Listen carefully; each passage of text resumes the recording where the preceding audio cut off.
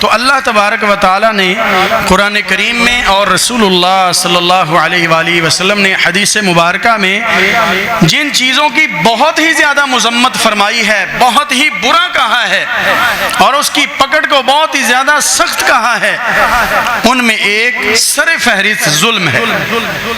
اور یہ بھی ذکر ہوا کہ سب سے بڑا ظلم، سب سے بڑی حق تلفی، ان الشرک لظلم عظیم، وہ اللہ کی حق تلفی کرنا ہے، اللہ کے حق کو ادا نہ کرنا ہے، اس کی توحید میں شرک کی ملاوٹ کرنا ہے۔ تو سب سے بڑا ظلم، ظلم عظیم، وہ شرک کا قرار دیا۔ تو حدیث قدسی میں اللہ تعالیٰ فرماتے ہیں یا عبادی، اے میرے بندو، انی حرمت الظلم علی نفسی، میں نے اپنی ذات کے اوپر بھی ظلم کو حرام قرار دیا ہے، میں ذرہ کے برابر بھی ظلم نہیں کروں گا۔ ان اللہ لا یظلم مثقال ذرہ وان تک حسنۃ یضاعفها ویؤت من لدنہ اجرا عظیما۔ اللہ ایک ذرے کے برابر بھی ظلم نہیں کرتا۔ واشہد ان لا الہ الا اللہ وحدہ لا شریک لہ وان محمدا عبد اللہ ورسولہ صلوات اللہ وسلامہ علیہ وعلى آلہ وصحبہ اجمعین۔ اللہم صل وسلم وبارک واکرم علی نبینا محمد وعلى آلہ وصحبہ اجمعین ومن تبعهم بإحسان إلى يوم الدين۔ يا أيها الذين آمنوا اتقوا الله حق تقاته ولا تموتن إلا وأنتم مسلمون۔ يا أيها الناس اتقوا ربكم الذي خلقكم من نفس واحدة وخلق منها زوجها وبث منهما رجالا كثيرا ونساء واتقوا الله الذي تساءلون به والأرحام إن الله كان عليكم رقيبا۔ يا أيها الذين آمنوا اتقوا الله وقولوا قولا سديدا يصلح لكم أعمالكم ويغفر لكم ذنوبكم ومن يطع الله ورسوله فقد فاز فوزا عظيما۔ أما بعد فقال سبحانه في محكم التنزيل أعوذ بالله من الشيطان الرجيم بسم الله الرحمن الرحيم۔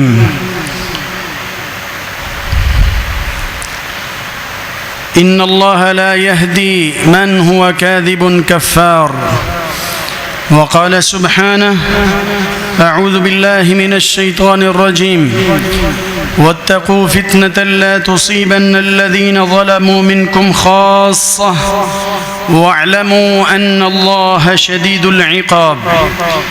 وقال النبي صلى الله عليه وسلم قال الله تبارك وتعالى إني حرمت الظلم على نفسي وجعلته بينكم محرما فلا تظالموا۔ صدق الله العظيم وصدق رسوله النبي الكريم الأمين۔ لوگوں ڈر جاؤ اس آزمائش سے، اس عذاب سے کہ جو شاید کسی وقت خاص طور پر ظالموں کو نہ آن پہنچے۔ وَاعْلَمُوا أَنَّ اللَّهَ شَدِيدُ الْعِقَابِ، اور یہ بھی جان رکھو کہ اللہ تعالیٰ بہت سخت پکڑ والا ہے۔ حدیث قدسی میں اللہ تعالیٰ فرماتے ہیں اے میرے بندو، میں نے ظلم کو اپنے اوپر بھی حرام قرار دیا ہے اور تمہارے درمیان بھی میں نے ظلم کو حرام ہی کیا ہے۔ فلا تظالموا، چنانچہ ظلم مت کرنا، ایک دوسرے پر ظلم نہ کرنا۔ احباب گرامی، اللہ تبارک و تعالیٰ کی حمد و ستائش کی پاکیزہ کلمات کے بعد درود و سلام، صلوات و تسلیم امام الرسل والانبیاء، سید الصلحاء، سید الاتقیاء، سید الاولین والآخرین، سید المؤمنین والمتقین، امامنا و حبیبنا سیدنا رسول اللہ صلی اللہ علیہ وعلی آلہ وصحبہ وبارک وسلم کی ذات گرامی پر، جو ہمارے لیے اسوہ کامل اور بہترین نمونہ بن کر تشریف لائے۔ اللہ تبارک و تعالی رسول گرامی صلی اللہ علیہ وآلہ وسلم کی صورت مبارکہ اور سیرت طیبہ کو اپنانے کی توفیق و ہمت عطا فرمائے۔ احباب گرامی، قرآن کریم میں اللہ تعالیٰ نے جن چیزوں کی بہت زیادہ مذمت فرمائی ہے، بہت زیادہ ممانت کی ہے اور اسے بہت ہی برا قرار دیا ہے اور اس کی سزا کو بہت ہی شدید اور سخت کہا ہے، ان چیزوں میں ایک چیز ظلم ہے۔ ظلم کا معنی ہماری زبان میں ہوگا حق تلفی کرنا، جو کسی کا حق نہ بنتا ہو اگر وہ ہتھیا لے لے اس کو بھی ظلم کہا جاتا ہے، اور اگر اس کے ذمے کوئی فرض ہو، کوئی ادائیگی ہو، کوئی واجبات ہوں، کوئی ذمہ داری ہو اور وہ اس کو دوسری طرف نہ پہنچا سکتا ہو تو اس کو بھی ظلم کہا جاتا ہے۔ گویا کہ دو طرح کا ظلم ہوا، اگر کسی کا حق نہیں بنتا تو وہ اس سے لے لیتا ہے تو یہ بھی ظلم، اور اگر ایک شخص کا حق بنتا ہے کہ وہ دوسرے کو دیتا لیکن وہ نہیں دیتا، اس کو روک لیتا ہے، اپنے ہی پاس رکھ لیتا ہے، تو یہ بھی شریعت کی اصطلاح میں ظلم قرار پاتا ہے۔ تو اللہ تبارک و تعالیٰ نے قرآن کریم میں اور رسول اللہ صلی اللہ علیہ وآلہ وسلم نے حدیث مبارکہ میں جن چیزوں کی بہت ہی زیادہ مذمت فرمائی ہے، بہت ہی برا کہا ہے اور اس کی پکڑ کو بہت ہی زیادہ سخت کہا ہے، ان میں ایک سر فہرست ظلم ہے۔ اور یہ بھی ذکر ہوا کہ سب سے بڑا ظلم، سب سے بڑی حق تلفی، ان الشرک لظلم عظیم، وہ اللہ کی حق تلفی کرنا ہے، اللہ کے حق کو ادا نہ کرنا ہے، اس کی توحید میں شرک کی ملاوٹ کرنا ہے۔ تو سب سے بڑا ظلم، ظلم عظیم، وہ شرک کا قرار دیا گیا، اور اللہ کے ساتھ ظلم یہ تو شرک ہوا، یہ بھی بہت بڑا ظلم اور جرم۔ لیکن بندوں کے درمیان آپس کی حق تلفی، ایک دوسرے کا حق نہ دینا یا جو نہیں بنتا تھا وہ لے لینا، اس کی بھی بہت زیادہ مذمت کی گئی ہے۔ رسول اللہ صلی اللہ علیہ وآلہ وسلم فرماتے ہیں، حدیث قدسی ہے، حدیث قدسی کا مطلب یہ ہے کہ وہ ہے اللہ کا فرمان لیکن قرآن پاک میں نہیں ہے، وہ حدیث مبارکہ میں آیا ہے۔ 100 سے زائد حدیث قدسی ہیں جو کہ ہے اللہ کا فرمان لیکن 30 پاروں میں موجود نہیں ہے۔ اس کا انداز حدیث میں یوں ہوتا ہے کہ صحابی کہتے ہیں کہ مجھے اللہ کے پاک نبی صلی اللہ علیہ وسلم نے بتایا، اور آگے اللہ کے پاک نبی علیہ السلام فرما رہے ہوتے ہیں کہ اللہ تعالیٰ نے فرمایا، تو اس کو حدیث قدسی کہا جاتا ہے۔ فرق صرف یہ اس کی تلاوت نہیں ہوتی، اور یہ جو قرآن پاک میں اللہ کے فرامین ہیں ان کی تلاوت ہوتی ہے، وگرنہ وہ بھی اللہ ہی کا فرمان ہے۔ تو حدیث قدسی میں اللہ تعالیٰ فرماتے ہیں، یا عبادی، اے میرے بندو، انی حرمت الظلم علی نفسی، میں نے اپنی ذات کے اوپر بھی ظلم کو حرام قرار دیا ہے، میں ذرہ کے برابر بھی ظلم نہیں کروں گا۔ ان اللہ لا یظلم مثقال ذرہ وان تک حسنۃ یضاعفها ویؤت من لدنہ اجرا عظیما۔ اللہ ایک ذرے کے برابر بھی ظلم نہیں کرتا، اور اگر ذرے کی مثال لینی ہونا تو کہیں ایگزاسٹ فین یا تھوڑا سا سوراخ ہو کمرے میں، تو وہاں سے اگر سورج کی روشنی آ رہی ہو، کرن پڑ رہی ہو، تو اس روشنی میں جب آپ دیکھتے ہیں تو چند ذرات چمک رہے ہوتے ہیں، حرکت کر رہے ہوتے ہیں، جو کہ ریت کے ذرے سے بھی چھوٹے ہوتے ہیں، وہ صرف اسی وقت نظر آتے ہیں۔ اللہ کہتے ہیں میں تو اتنا بھی ظلم نہیں کرتا، نہیں کرتا۔ اس لحاظ سے آپ بے خوف رہیں، پریشان نہ ہونا میرے بندو، میں حق تلفی تلف ہی نہیں کروں گا، بلکہ آگے فرمایا وَإِن تَكُ حَسَنَةً يُضَاعِفْهَا، اگر اچھا کرو گے تو دگنا کر کے لوٹاؤں گا۔ آگے مزید فرمایا وَيُؤْتِ مِن لَّدُنْهُ أَجْرًا عَظِيمًا، بلکہ ہو سکا تو اپنی طرف سے مزید بھی اجر عظیم ملا کے آپ کو مزید پیش کروں گا، لیکن ظلم نہیں۔ اللہ کہتے ہیں نہ میں نے ظلم کرنا ہے اور نہ ہی تمہارا ایک دوسرے پر ظلم کرنا مجھے منظور ہے، قبول ہے۔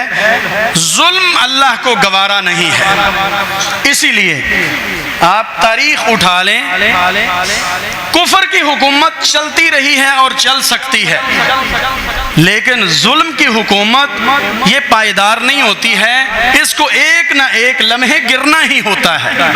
کفر کی حکومت کسی حد تک منظور ہے، چل سکتی ہے، گزارا ہے، لیکن ظلم قابل قبول نہیں ہے۔ ظلم و جبر کی جو سلطنت ہے اس نے بالآخر پاش پاش ہونا ہی ہے۔ اللہ ظالموں کو ہدایت عطا فرمائے، اگر ہدایت ان کی مقدر میں نہیں ہے تو پھر تباہی ان کے مقدر میں فرما دے۔ احباب گرامی، ظلم مسلمان کرے تب بھی ظلم ہے، غیر مسلم کرے تب بھی ظلم ہے، اپنا کرے تب بھی ظلم ہے، بیگانہ کرے تب بھی ظلم ہے، رشتہ دار کرے تب بھی ظلم ہے، اور اگر غیر رشتہ دار کرے تب بھی ظلم ہے۔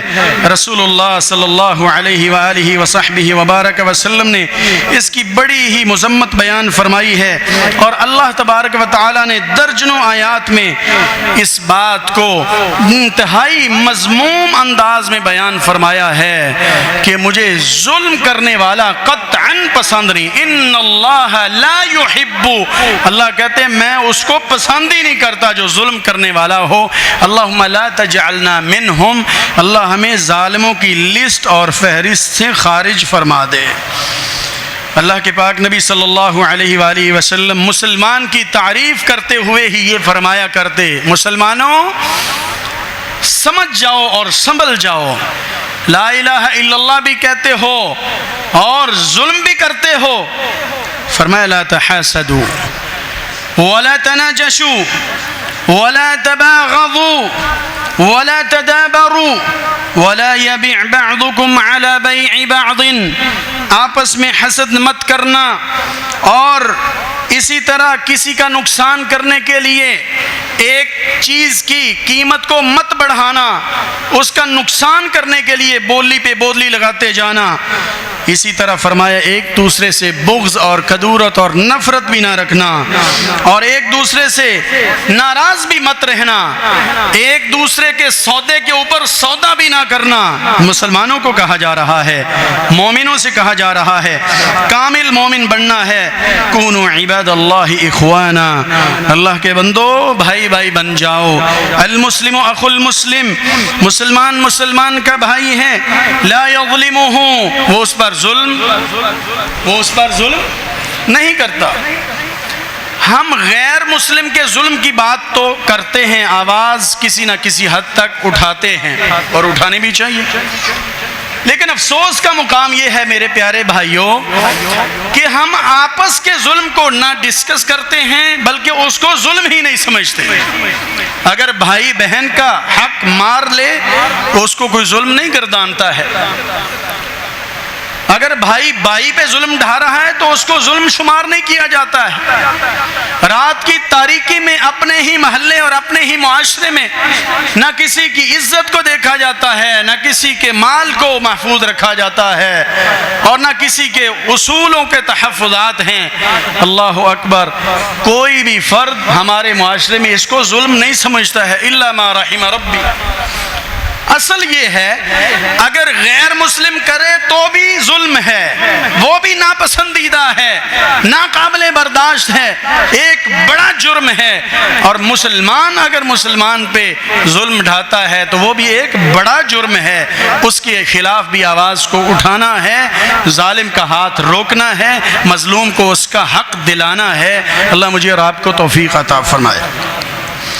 احباب گرامی، رسول اللہ صلی اللہ علیہ وآلہ وسلم نے فرمایا انصر اخاک ظالما او مظلوما، بڑی سمجھنے کی بات ہے۔ کہا اپنے بھائی کی مدد کرنا، خواہ وہ ظالم ہو یا مظلوم ہو، مدد ضرور کرنا۔ ظالم کی بھی مدد کرنا اور مظلوم کی بھی مدد کرنا۔ جو آپ کے ذہن میں سوال آیا، رسول اللہ صلی اللہ علیہ وسلم کے شاگردوں نے بھی فوراً وہی سوچا، اللہ کے پاک نبی جی مظلوم کی مدد تو سمجھ میں آ گیا، ظالم کی مدد کا آپ حکم جاری فرما رہے ہیں، وہ کیسے؟ فرمایا ظالم کو ظلم سے روک دینا، اس کے ہاتھ کو پیچھے کر دینا، یہ اس کے ساتھ آپ کی ہمدردی ہے، یہ اس کی مدد ہے۔ کوئی گناہ کے راستے پہ چلا ہوا ہے، اس کے درمیان میں رکاوٹ ڈال دینا، اس کو سیدھی راہ پہ لے آنا، یہ اس کے ساتھ ہمدردی ہے۔ اور یہ کہہ دینا کہ یہ چلتا جائے، ہمیں کیا ہے، تو یہ ظلم کے ساتھ اس کا ساتھ دینا ہے۔ بلکہ اس سے بھی بڑی بات بیان کر دوں جو رسول اللہ صلی اللہ علیہ وآلہ وسلم نے بیان فرمائی۔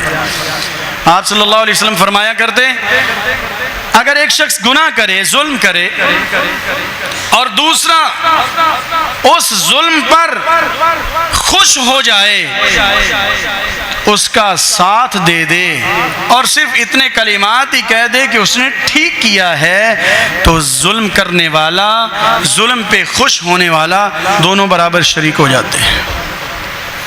آج یہاں دیکھیں کتنے ایسے معاملات ہیں، ہم اپنے گھر میں بیٹھے ہوئے ٹی وی دیکھتے ہوئے تبصرہ کر دیتے ہیں، کراچی میں ہوا، پاکستان کے کسی گوشے اور کونے میں ہوا، دنیا کے اندر کسی کنارے پہ ہوا، تو ہم کہہ دیتے ہیں کہ ٹھیک ہوا ہے، یہ ایسے ہونا ہی چاہیے تھا۔ کرتے ہیں کہ نہیں کرتے؟ یہ بالکل اس حدیث کے مطابق برابر کے شریک ہیں اس گناہ میں، اس ظلم میں۔ دوسری طرف فرمایا، اگر ایک شخص کسی نیکی پر خوش ہو جاتا ہے، فلاں نے اچھا کام کیا، اور دوسری طرف بیٹھا ہوا شخص کہتا ہے کہ فلاں نے بہت اچھا کیا ہے، یہ بڑا اچھا کام ہے، یہ ہونا ہی چاہیے تھا، یا دعاؤں سے نواز دیتا ہے، اللہ اس کی زندگی میں برکت دے، بھی بڑا اچھا کام کر رہا ہے، بڑا نیک کام کر رہا ہے فلاں جوان، فلاں ٹیم بڑا اچھا کام کر رہی ہے، تو اللہ کے نبی علیہ السلام کے فرمان کے مطابق نیکی کرنے والا جو بڑی جد و جہد کر رہا ہے اور نیکی پر خوش ہونے والا، یہ نیکی میں برابر کے شریک ہو جاتے ہیں۔ زبان کو سنبھال کر رکھنا ہے مجھے اور آپ کو۔ اللہ اکبر۔ قرآن کہہ رہا ہے، حدیث بتا رہی ہے کہ کسی پر ظلم نہیں کرنا ہے، خواہ وہ اپنا ہو یا بیگانہ ہو، کیونکہ اللہ کو ظلم پسند ہی نہیں ہے۔ ان اللہ لا یحب، اللہ تعالیٰ پسند ہی نہیں کرتا ظالم کو۔ اور رسول اللہ صلی اللہ علیہ وآلہ وصحبہ وبارک وسلم کبھی یوں فرمایا کرتے، اتقی دعوت المظلوم، ظلم کرتے کرتے نہیں تھکتے ہو؟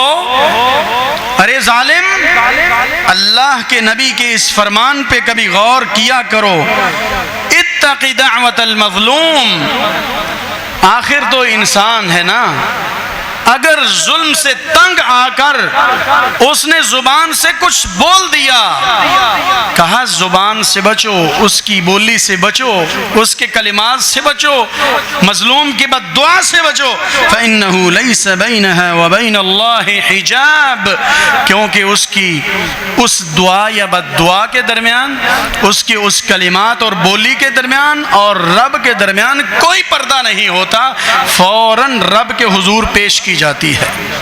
وہ ظالم مسلمان ہو یا غیر مسلم ہو، اس بات کو کبھی نہیں بھولنا ہے۔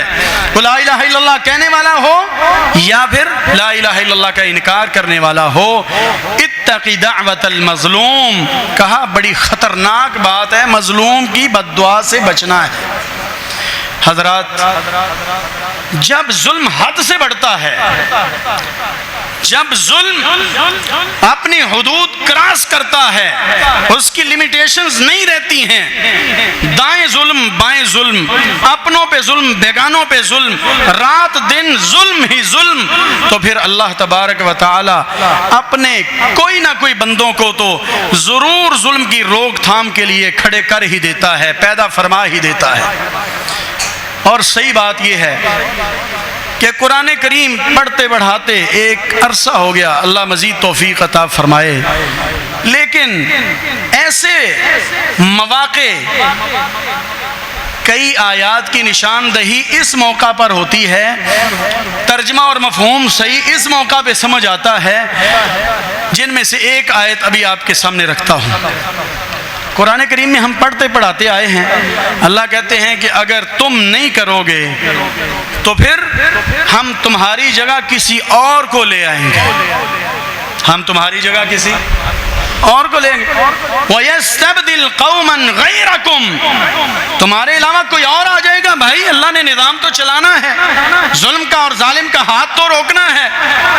یقین جانیں حیرت ہوئی کہ ایک لا الہ الا اللہ کہنے والی بڑی ٹیم ہونی چاہیے تھی، درجنوں ممالک اس میں شامل ہونے چاہیے تھے، جو مسلسل ہونے والے ظلم کو اور ظالموں کے ہاتھ کو روکتے، لیکن یہ کام انتہائی افسوس کہ ہم نہ کر سکے، فیل ہو گئے۔ یہ کہتے ہوئے ہمیں کوئی ہیزیٹیشن نہیں ہے، کوئی جھجک نہیں ہے، بلکہ واقعی اس بات پہ ہم شرمندہ ہیں اور یہ ہم اپنی غلطی تسلیم کرتے ہیں، مالک ہم اس میں واقعی فیل قرار پائے، جو ہونا چاہیے تھا وہ نہیں ہوا۔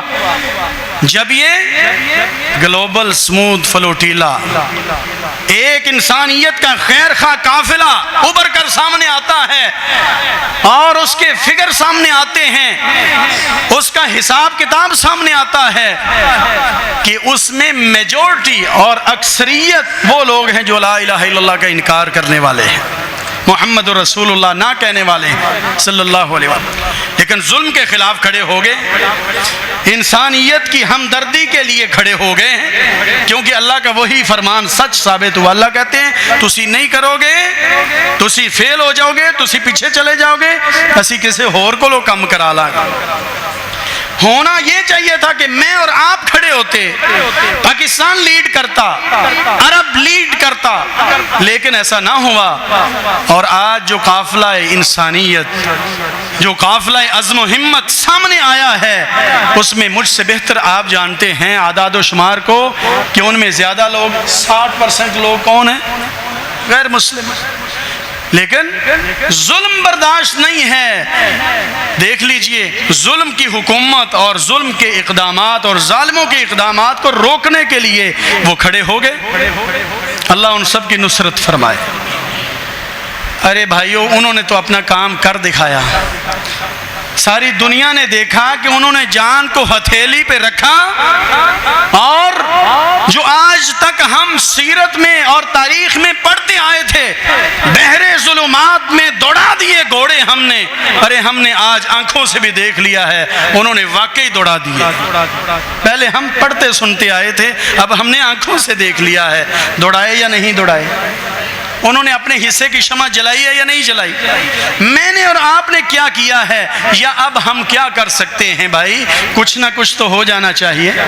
آپ کو پتہ ہے رسول گرامی صلی اللہ علیہ وآلہ وسلم نے یہ تعلیم دی ہے، جہاد بالسیف بھی ایک جہاد کی قسم ہے، تلوار سے لڑنا، جہاد بالمال بھی جہاد کی قسم ہے، اللہ کی راہ میں خرچ کرنا، جہاد بالقلم بھی، یعنی اپنے قلم کے ذریعے اللہ کے نام کو بلند کرنا اور ظلم کے خلاف آواز کو اٹھانا، یہ بھی جہاد ہے۔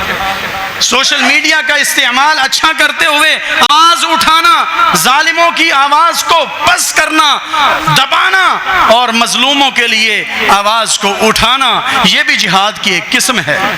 جہاد بالعلم، اپنی زبان کے ذریعے یا کسی بھی طرح سے لوگوں کو آگہی دینا کہ یارو ظلم سے بچ کر رہنا، ظالموں کا ساتھ کبھی نہ دینا، مگر نہ ان کے برابر ان کی صف میں شمار کیے جاؤ گے، اور مظلوم کے حقوق کو پامال نہ ہونے دینا، بلکہ ان کے ساتھ کھڑے ہونا، ان کے کندھے سے کندھا ملا کے کھڑے ہونا۔ تو میں عرض کر رہا تھا، قرآن کی بات ابھی سمجھ میں آتی ہے کہ اللہ کہتے ہیں یہ مت سمجھنا کہ تم ہی سب کچھ ہو، اگر تم صحیح رہو گے تو ہمارے ہاں مقبول ہو، اگر تم سیدھی راہ پہ نہیں چلتے رہو گے، باوجود مسلمان ہونے کے تم دنیا کی نظروں میں اپنا گراف اور اپنا وقار، اپنا تشخص وہ کھو بیٹھو گے، پیچھے چلے جاؤ گے، اور وہ لوگ آ جائیں گے جنہوں انہوں نے کام کرنا ہے، اگرچہ وہ لا الہ الا اللہ محمد الرسول اللہ کے حامی نہ بھی ہوں صلی اللہ علیہ وسلم۔ اس موقع پر ہم دعا کرتے ہیں مالک اس قافلہ عزم و ہمت میں جو بھی اسلام کی دولت سے بے بہرا ہیں، اللہ ان کو اسلام کی دولت سے مالا مال فرمائے۔ اے مالک وہ 44 ممالک کا ایک بڑا قافلہ جو کہ ایک امت بن رہا، بات بڑھ رہی ہے۔ آپ سنا کرتے تھے نا مجاہدین کے ترانے، اتنا ہی یہ ابھرے گا جتنا یہ دبا دیں گے، اتنا ہی یہ ابھرے گا جتنا کہ دبا دیں گے۔ اسلام دبنے کے لیے نہیں ہے۔ هو الذی ارسل رسولہ بالہدی ودین الحق لیظہرہ علی الدین کلہ وکفی باللہ شہیدا۔ اللہ نے اسلام کو ہی غالب کرنا ہے۔ اب ہم نے یہ دعا کرنی ہے، اے اللہ جو اس انسانیت کے درد کو لے کر نکلے، ان کی یہ کاوش، ان کی یہ کوشش اور ایفرٹ اور جذبہ جہاد قبول فرما، اور اب ان کو دشمن کے نرغے سے محفوظ فرما، اور مالک ان کو ان کی قید سے اور جیل سے رہائی نصیب فرما، اور ہمیں ان کا ساتھ دینے کی توفیق عطا فرما، ان کے لیے آواز بلند کرنے کی ہمت عطا فرما، اور ان کے لیے دعائیں کرتے رہنے کی توفیق عطا فرما۔ اور یقیناً اللہ کا قرآن سچ ہے، رسول گرامی کا فرمان سچ ہے کہ ظلم کی حکومت پائیدار نہیں ہوتی۔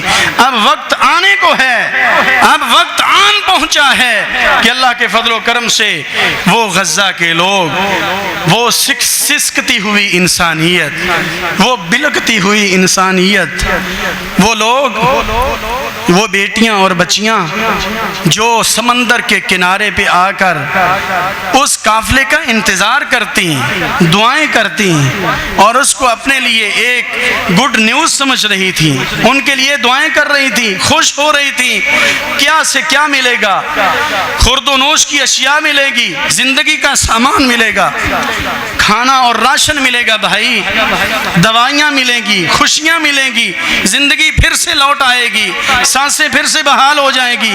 ایک مرتبہ تو وہ خواب پھر سے ایک مرتبہ دب گیا۔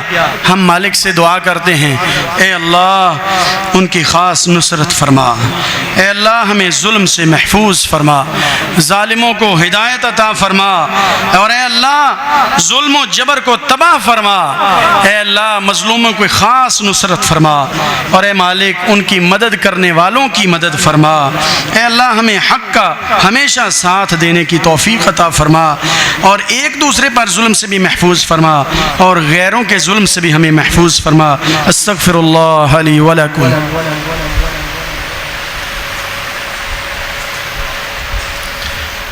ان الحمد للہ الصلاة والسلام على رسول الله وعلى آله وصحبه أجمعين ومن تبعهم بإحسان إلى يوم الدين.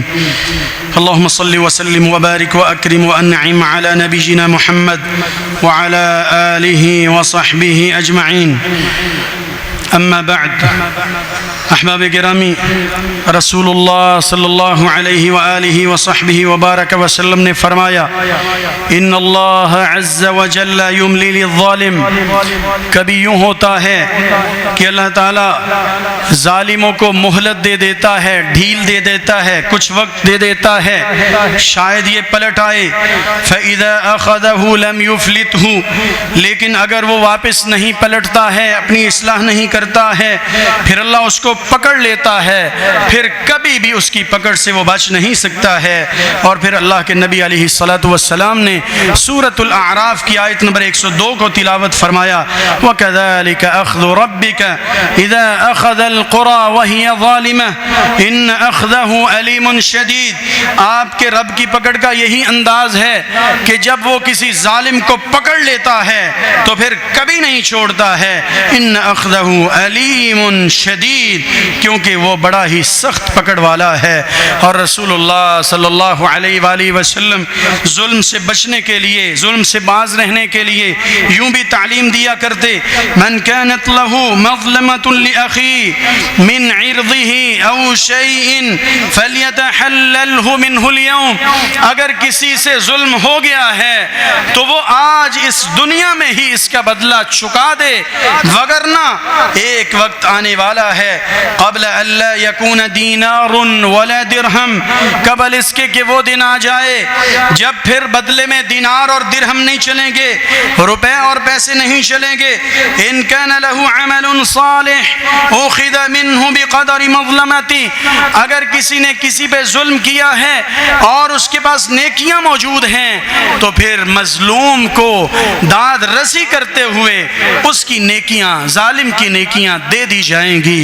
اور اس کے بعد بھی ایسے ہوگا اگر اس کی نیکیاں نہیں بچیں گی، وَإِن لَّمْ تَكُن لَّهُ حَسَنَاتٌ، اگر اس کے پلڑے میں برائیاں ہی رہ جائیں گی تو پھر مظلوم کی برائیوں کو لے کر اس پہ ڈال دیا جائے گا۔ معلوم ہوا مسلمان کا مسلمان پہ ظلم کرنا بھی بہت بڑا جرم ہے جو کہ اللہ کو گوارا نہیں ہے، اللہ کو پسند نہیں ہے۔ اور کسی غیر کا مسلم پر ظلم کرنا، یوں کہہ لیجئے خلاصہ یہ نکلا انسان کا انسان پہ ظلم یہ اللہ کو گوارا نہیں ہے، یہ اللہ کو پسند نہیں ہے۔ وہ انسان کوئی بھی ہو، وہ کسی بھی مذہب سے تعلق رکھنے والا ہو، کسی بھی علاقے سے، کسی بھی سرزمین سے تعلق رکھنے والا ہو، اللہ کو ظالم پسند نہیں ہے اور اس کا ظلم پسند نہیں ہے۔ پھر سے دعا کرتے ہیں اے اللہ مظلوموں کی خاص نصرت فرما، اے میرے مالک اہل غزہ کی نصرت فرما، اے اللہ ان کی نصرت کرنے والوں کی نصرت فرما، اے اللہ ہمارے بھائی، ہمارے وطنی عزیز سے جو بھی 7 نوجوانوں پہ مشتمل خوبصورت گلدستہ نکلا اور بلا شبہ اپنے مال جان اور سب کچھ لے کر نکلا، جن کی قیادت کر رہے ہیں ہمارے بھائی سینیٹر مشتاق احمد خان صاحب حفظہ اللہ ورعا، اسی طرح پیر مدر علی شاہ صاحب حفظہ اللہ تعالی، اسی طرح اور نوجوان و حاج بھائی وغیرہ، اے اللہ ان سب کی اور ان سمیت تمام پورے کے پورے جو 500 افراد پہ قافلہ مشتمل ہے ان میں سے ایک ایک فرد کی حفاظت فرما، اے اللہ ان کی مال جان عزت آبرو ہر چیز علم اور عمل کی ایمان کی اللہ حفاظت فرما اور ان کو اپنے مقصد اور مشن میں کامیابی عطا فرما۔ اور اے اللہ جو وہ پہلا قطرہ ثابت ہوئے ہیں ظلم کو ختم کرنے کے لیے رحمت کی بارش بنے ہیں، اے اللہ ان کے اس مشن میں ہم سب کو آگے بڑھ چڑھ کر حصہ لینے کی توفیق عطا فرما۔ اے اللہ جو اس ظلم کے بعد مختلف ممالک نے بڑا ہی اچھا سلوک کیا ہے، بڑا ہی اچھا اقدام کیا ہے اور بڑا ہی اچھی وہ پیش رفت ہوئی ہے، ان سب کو جزائے خیر عطا فرما۔ اے اللہ پھر دل سے دعا ہے اس کارنامے میں مسلمانوں کو خاص نصرت عطا فرما، مسلمانوں کو خاص قیادت کرنے کی توفیق عطا فرما، مسلمانوں کو خاص آگے بڑھنے کی ہمت عطا فرما۔